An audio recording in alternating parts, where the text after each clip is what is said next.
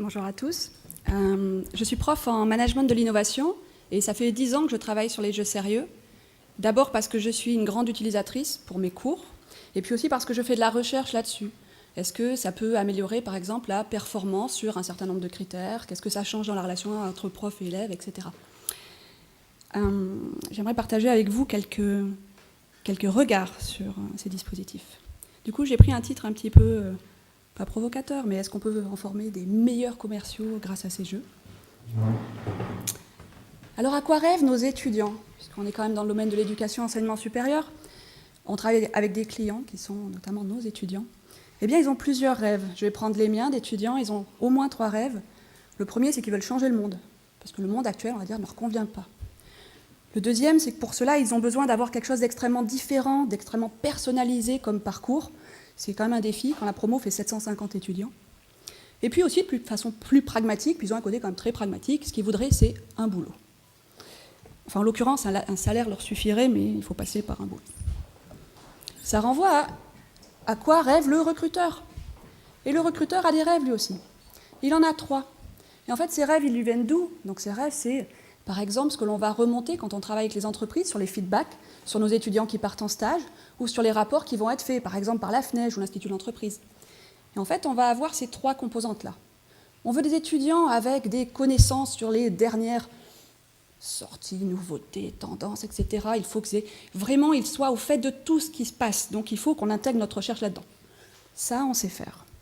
On veut des étudiants avec des compétences spécifiques, on veut qu'ils sachent faire des budgets, gérer des situations, etc. Bon, ça, on voit à peu près comment faire. Mais la grosse tendance qui nous vient en ce moment du monde de l'entreprise, c'est « Ah oui, surtout, ce qu'on veut maintenant, c'est des étudiants avec des savoir-être. » Et là, quand vous avez 750 étudiants dans un amphi, formés à des savoir-être, ça devient un sacré défi. Par exemple, faire preuve d'empathie dans la relation, savoir être à l'écoute, prendre une décision éthique. Conceptuellement, on voit bien, en même temps, il faut le faire travailler. Le savoir-être, ça se met par mise en situation, par expérimentation. Et là, à 750, ça devient un petit peu plus sportif, sauf à avoir un doyen, très conciliant, qui est d'accord pour faire 60 petits groupes TD avec des personnalisations totales. Mais aujourd'hui, on n'a pas le modèle d'affaires qui permet de faire ça. Ça renvoie au rêve du prof, puisque le prof aussi a des rêves. Et le prof, qui est un être nettement plus complexe, lui, il en a 5 de rêves.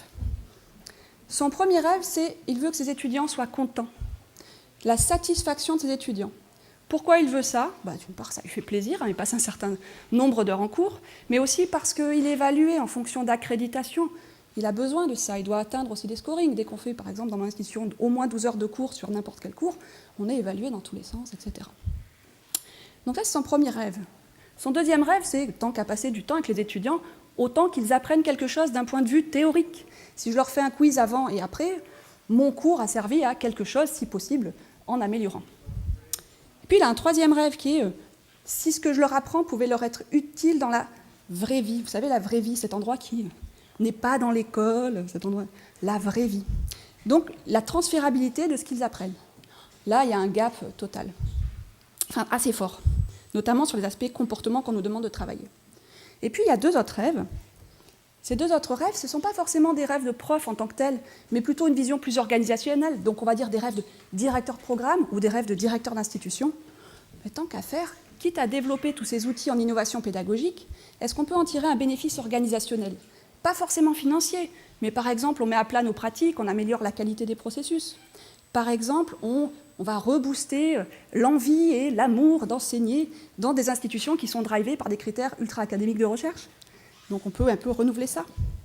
Et puis enfin, amélioration de l'image de marque, est-ce qu'on peut créer un avantage concurrentiel, par exemple en se différenciant d'un point de vue pédagogique? Et enfin, sans dire que ça soit le Graal, retour sur investissement. Est-ce que je peux réduire le temps de cours, mettre des MBA dans les salles plutôt que mettre des étudiants en formation initiale, etc., etc., etc. Sans dire que ça soit la panacée. Donc ça, ce sont les rêves des profs et des directeurs de programme.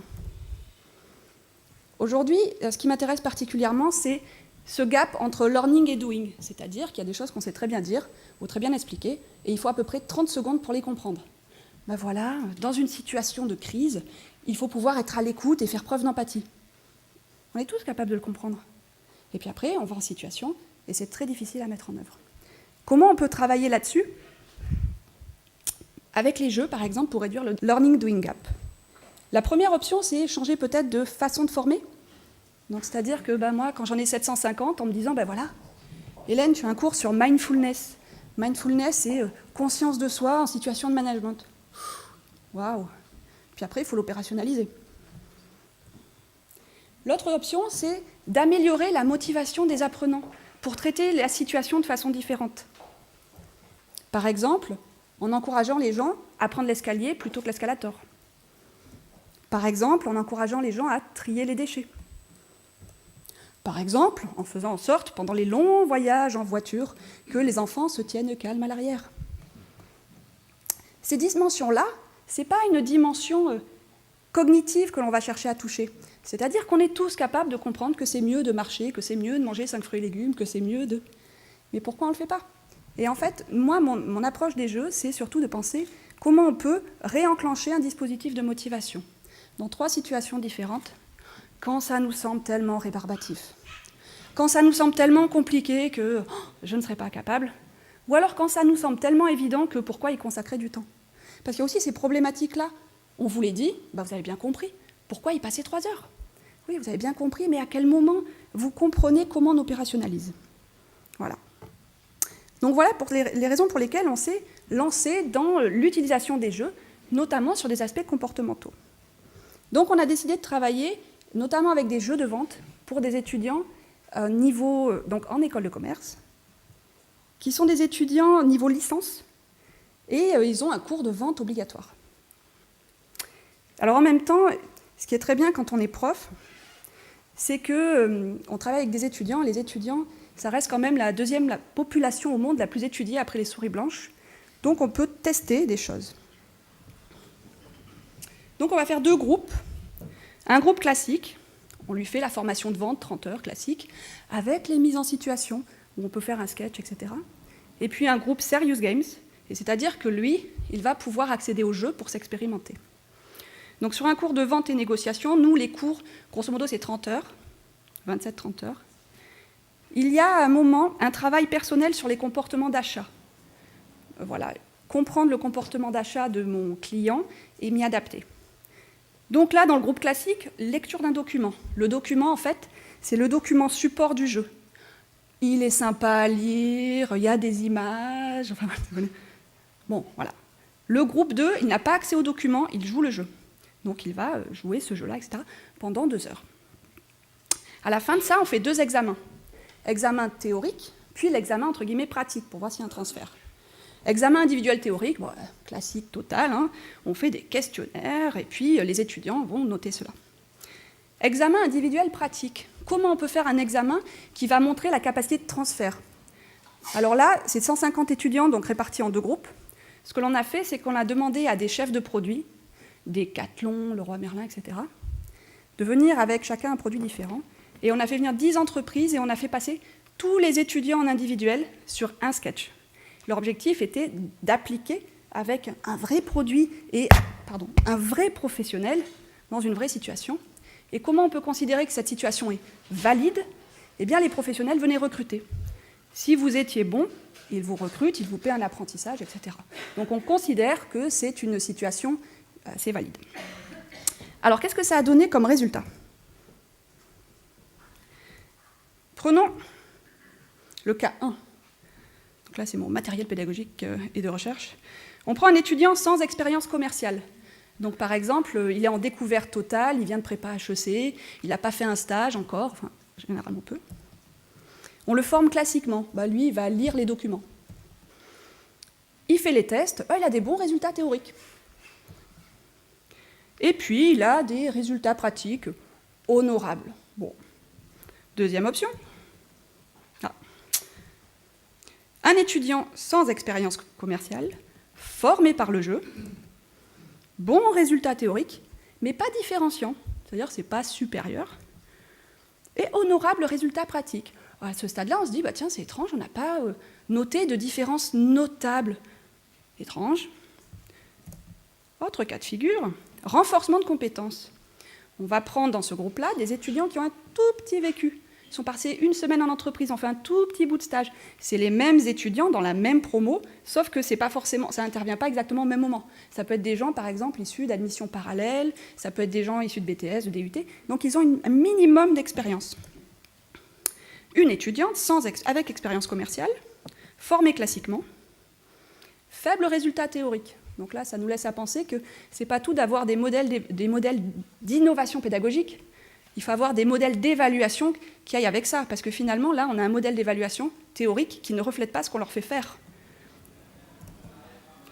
Et de bons résultats pratiques. Là, on s'aperçoit que c'est meilleur. Mais normal, entre guillemets, elle vient d'un cursus favorisant. On reprend la même, on la forme avec le jeu. Bon résultat théorique. Comment on explique ça? Elle a réussi à faire le lien. Elle a réussi à faire le lien entre ce qu'il y avait dans le jeu, la situation qu'elle a vécue et l'aspect théorique. Excellent résultat pratique. Alors là, on s'est dit, bon, il y a plusieurs choses dans ces résultats. Parce qu'au départ, on fait ça, et puis on se dit, bah, finalement, on a l'impression que le jeu, quand on regarde les moyennes, ça améliore, mais pas forcément considérablement. Si, ça améliore considérablement quand c'est utilisé dans certaines conditions. Par exemple, nous, on considère que c'est encore plus fort. Là, on est juste sur l'aspect learning-doing gap, où on voit que ça le réduit fortement quand les étudiants ont une petite grammaire commune avec le thème du jeu. C'est-à-dire qu'ils ont un tout petit peu d'expérience. C'est le joueur qui fait le jeu. Il y gagne ce qu'il y met. S'il a un tout petit peu d'expérience dans le thème ou un petit peu de travail en amont, eh bien, du coup, l'impact est d'autant plus fort. Et là, ça se dévoile. On va dire qu'il y a une forme d'effet booster. Donc nous, on a par exemple choisi, du coup, maintenant dans les jeux, d'utiliser notamment ce type de jeu de vente, pas forcément en découverte uniquement, ils peuvent le faire en découverte, ils vont en stage, ils reviennent de stage, ils rejouent. Parce que le moment où ça permet de dévoiler, c'est le moment où vous faites le lien avec ce que vous avez vécu. Alors sans aller dans les aspects conceptuels, il y a quand même une notion qui est, on parle beaucoup de mettre en situation, de faire de la simulation. La simulation, dans le sens version Baudrillard, etc., vous cherchez à reproduire quelque chose qui existe. Il faut encore que vous ayez connu ce quelque chose qui existe un peu, une toute petite grammaire commune. Sinon, entre guillemets, vous simulez quelque chose que vous n'avez jamais vu. Nos étudiants qui font de la découverte avec ce jeu, qui n'ont jamais vu un client, jamais vu une entreprise, ils sont plutôt, entre guillemets, dans un jeu de simulacre dans le sens de Baudrillard, c'est-à-dire que c'est très fictionnel. En revanche, satisfaction, c'est très fort, mais c'est très fictionnel. Donc après, il faut arriver à transférer ça. Aujourd'hui, nous, on fait des choix, notamment dans ces jeux, qui sont de les utiliser énormément pour la réduction du learning-doing gap. Mais on va travailler sur les autres dimensions. Par exemple, satisfaction, on va voir comment le jeu impacte la satisfaction des étudiants. Par exemple, cette année, entre l'année dernière et cette année, sur un groupe, tout un groupe, une promo de 750, on a utilisé des jeux, pas forcément celui-là, mais on a utilisé des jeux pour revaloriser un cours. La moyenne du cours, c'est évalué sur 5. Alors le cours était peut-être très mauvais avant, vous me direz. La moyenne du cours est montée de 1 point en satisfaction. 1 point, c'est juste énorme en moyenne. Sur les aspects mise en pratique, etc., on considère que ça apporte quelque chose, surtout quand il y a l'enseignant qui est présent. Ça, moi j'y reviens, je trouve que le jeu, c'est fantastique.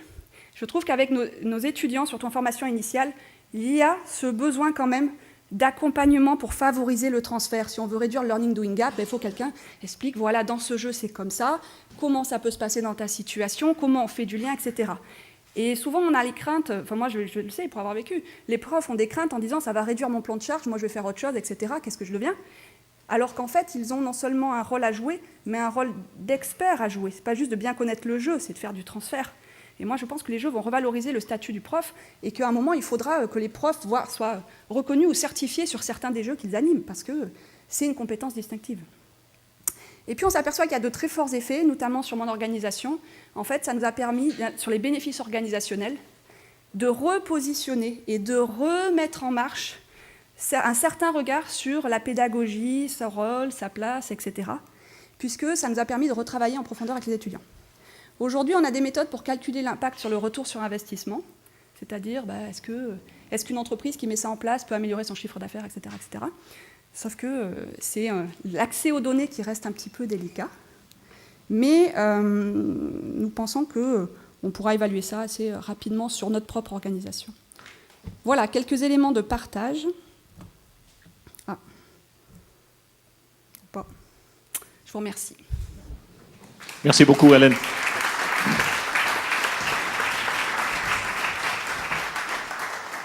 J'ai oublié de préciser tout à l'heure qu'on a prévu une phase de questions-réponses avec vous à la fin des présentations, mais Hélène était très respectueuse des délais impartis, donc on a le temps tout de suite pour une ou deux questions s'il y en a parmi vous qui voudraient interroger Hélène.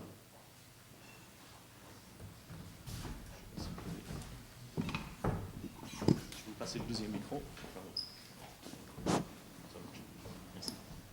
Oui, bonjour, Muriel Brunet, Cap Digital.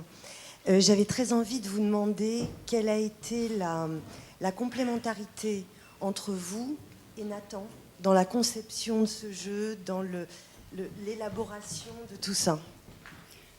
Alors, ici, on est sur un jeu qui prédatait la collaboration avec Nathan, et concrètement, c'est un exemple parmi d'autres qu'on va voir ce matin, qui était un jeu qui n'était pas conçu pour l'utilisation qu'elle en a fait. C'est un jeu qui était conçu et utilisé dans la formation des commerciaux, dans des entreprises, grands groupes ou PME, sachant que c'est un outil, je dirais, qui fait partie de notre gamme, ce qu'on appelle le Series Game Store, c'est-à-dire un outil générique qui est à disposition pour toutes les entreprises. Donc, une notion de, si on peut dire passe-partout, si vous voulez, c'est les fondamentaux de la vente, mais avec une méthode assez particulière qui est l'analyse de comportement des acheteurs. Voilà, donc c'est un produit qui est intégré aujourd'hui dans l'offre Nathan Academy, mais qui a prédaté la création de cette offre, si vous souhaitez. Si vous voulez, pardon. Juste pour rebondir, je suppose que les tests et l'évaluation vous servent quand même à optimiser, améliorer et faire évoluer le jeu, non ?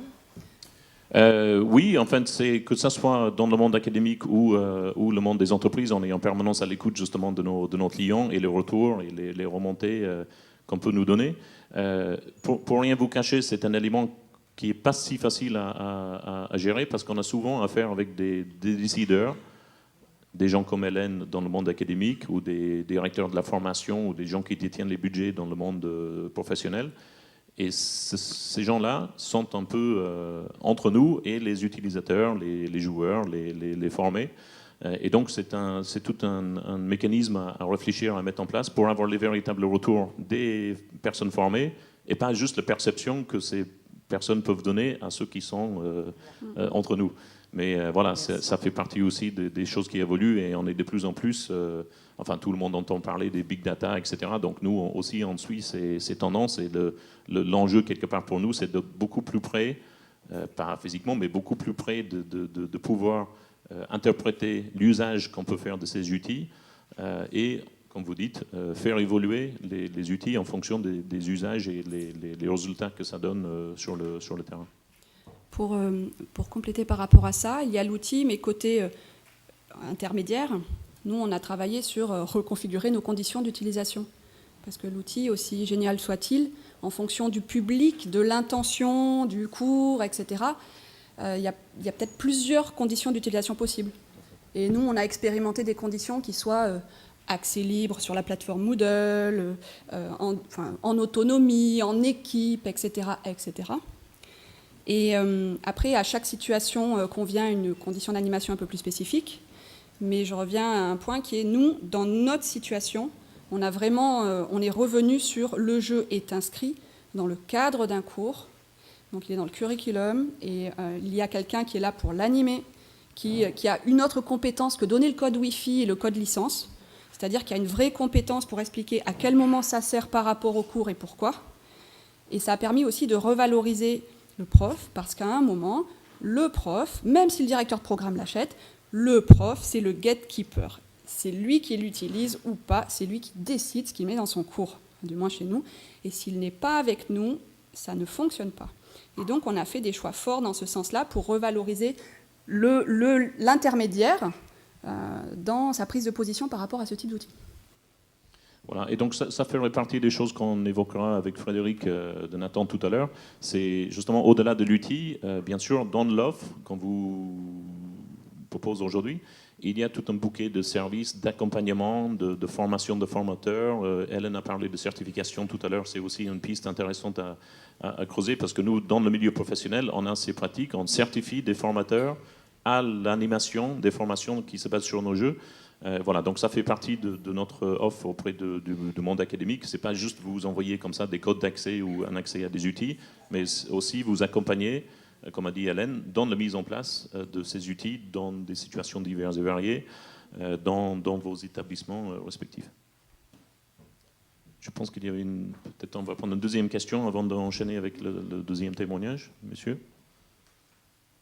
Bonjour, Pascal Crépé, je suis enseignant-chercheur à l'école des hautes études en santé publique. Et en fait, j'aurais voulu savoir quelle était la réaction a priori des étudiants lorsque vous leur avez dit qu'ils allaient jouer un serious game, etc. Est-ce qu'ils étaient dubitatifs? Est-ce qu'ils avaient l'impression qu'ils allaient perdre leur temps par rapport à leurs camarades qui n'allaient pas faire ça? Ou est-ce qu'ils étaient... Enfin, je sais pas. Alors de façon globale, au-delà de ce cas, on peut imaginer que naturellement, les étudiants en formation initiale, connectés, tout ça, vont bondir de joie et se jeter à corps perdu dans le jeu. Mais c'est pas si simple. Je vais prendre le cas sur le cas des grandes écoles de commerce. On a quand même toute une partie d'étudiants qui sont passés par des processus de sélection, de mode de fonctionnement, etc. Et ils veulent être pris au sérieux. Et du coup, il y a tout un travail pour qu'ils comprennent que c'est important, pour de la réassurance sur à quoi sert le jeu, parce que finalement, je n'ai pas fait tout ça pour venir jouer. Donc le sens de l'action est extrêmement fort. C'est aussi pour ça qu'on a remis en place des rituels. Parce qu'il ne faut pas se leurrer, nos étudiants, je ne prends pas en général, mais nos étudiants, à la différence de la formation continue, eh bien, ils sont dans une logique de tu apprendras dans la douleur. C'est sans rire, hein, tu apprendras dans la douleur pour que ça vaille. Donc, mais ils ont 20 ans, hein, ils refusent la péridurale, après ça vient. Mais c'est une chose qu'on n'observe pas en formation continue du tout. Formation continue, ils y vont franchement, parce qu'ils savent ce que c'est. Formation initiale, c'est aussi pour ça qu'on a remis, par exemple, obligatoire. C'est sur la base du volontariat. Par essence, c'est que ça ne vaut pas. C'est obligatoire et c'est rare. C'est rare, c'est fait dans certaines institutions. C'est fait chez Renault. Donc on accompagne sur du transfert, un discours et des conditions qui font que ça rassure les apprenants par rapport à ça. Voilà.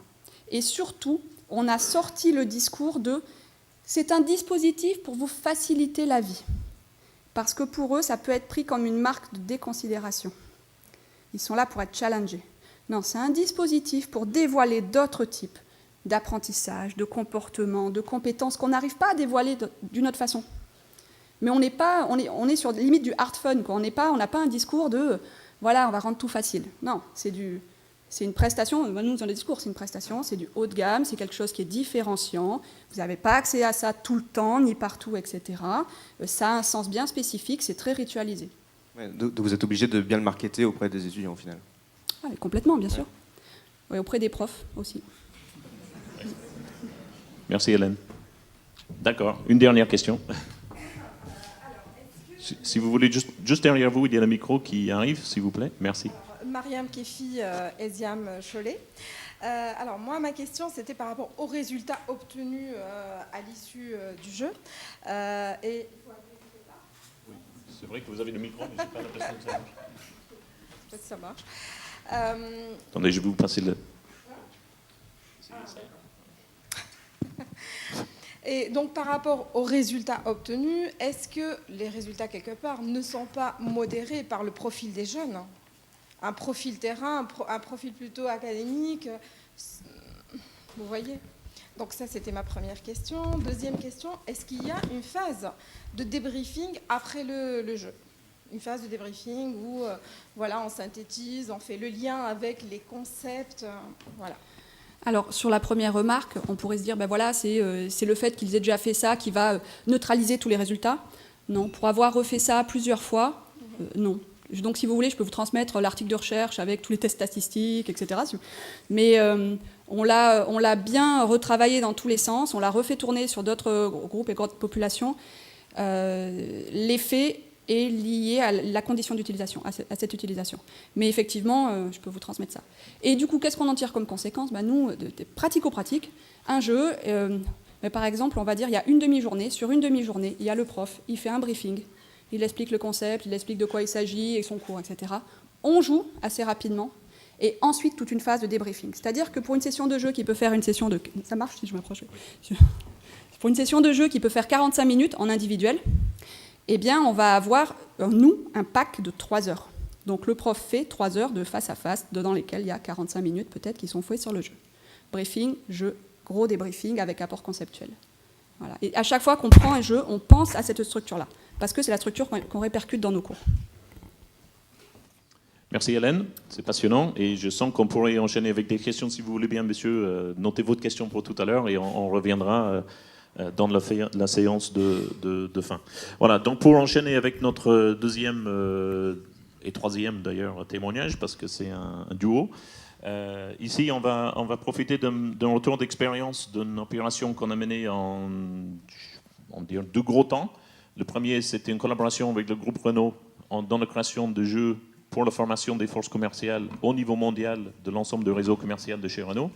Donc une grosse opération, je pense en toute modestie, ça doit être un des plus gros projets au niveau mondial de formation par les jeux. On a beau chercher, moi personnellement je n'ai pas trouvé avec un tel ampleur. Donc Jean-François Giboin de la Renault Academy qui va nous exposer un petit peu quel est le rôle de la Renault Academy et quels étaient un peu les jeux et quels objectifs et quelles finalités autour de tout ce déploiement au niveau mondial. Et ensuite, dans un deuxième temps, on va revenir sur l'usage qu'on a pu faire de ces outils dans le milieu académique.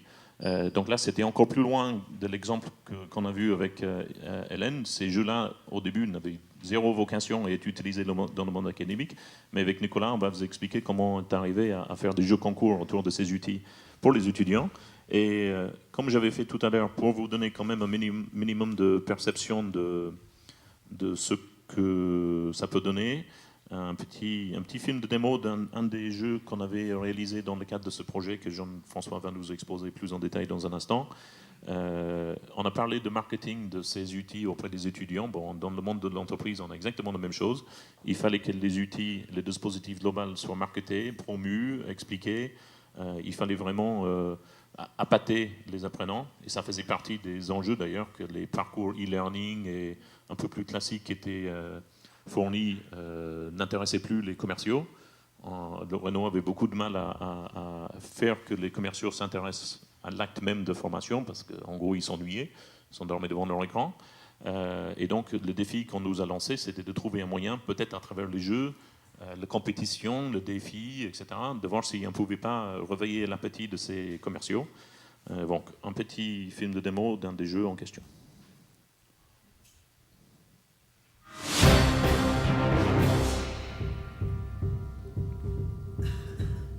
Donc voilà, vous savez tout. Ah tiens, vous êtes là?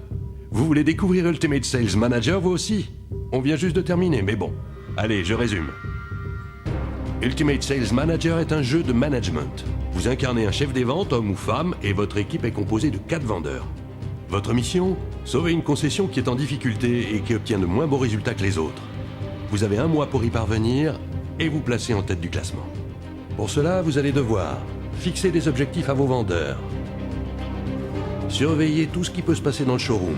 Arrivée d'un client, voiture à nettoyer, présentoir à remplir, message répondeur, vendeur mécontent. Parler avec vos collaborateurs, mener des réunions, prendre des décisions de management. Tout ça avec une grande liberté d'action et le risque réel de faire game over. Mais rassurez-vous, des outils sont là pour vous aider. Le classement évolue à la fin de chaque semaine virtuelle, avec des conseils pour la semaine suivante. À la fin de chaque partie, votre équipe donne un avis sur votre management.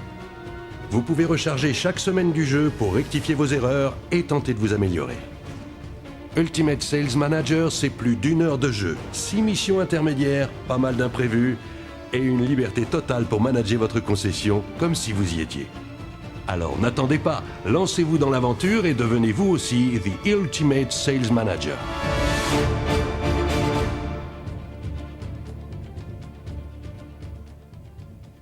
Voilà, donc comme vous pouvez l'apercevoir, un jeu qui était lancé dans sa version initiale vers fin 2011. Et voilà, je vais laisser la parole à Jean-François pour qu'il puisse nous exposer un petit peu le comment, le pourquoi et comment tout ça s'était vécu de son point de vue au sein de Renault. Merci Jean-François.